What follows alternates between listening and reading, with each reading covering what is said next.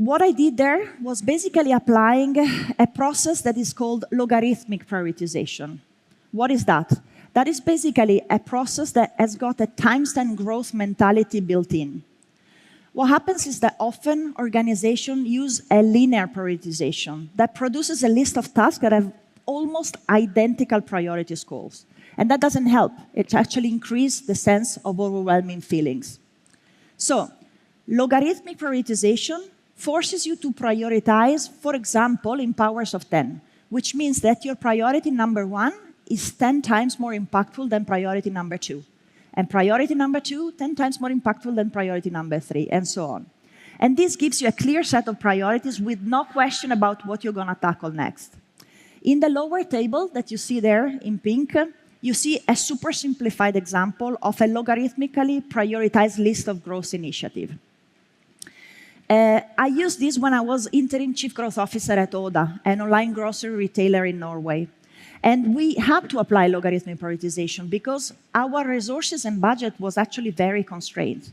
But mainly because when I started there, I realized that our team's time and efforts were not aligned at all with what the most impactful things actually were. So I decided to invest a conspicuous part of my budget in building a fully autonomous, cross-functional retention team that had the tools and the people and the authority to execute a full-stack retention strategy across activation, re-engagement, resurrection, and all of that, using the classical email marketing and push notification, the tooling that is required to automate all of that, but also focusing on the development of proprietary retention features. Well, this prioritization exercise actually paid off. We saw 3 times increase in the throughput of experiments, increased efficiencies, and for every 2 successful experiments that we managed to run, we gained an additional 1.2 million euros in our annual revenue.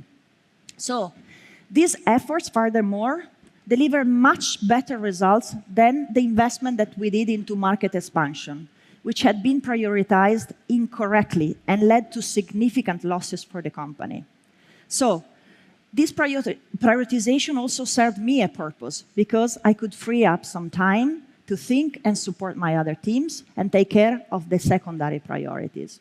The takeaway here is basically that with the right leadership investment in tooling and processes, you can enable your team to execute effectively and efficiently against your growth targets.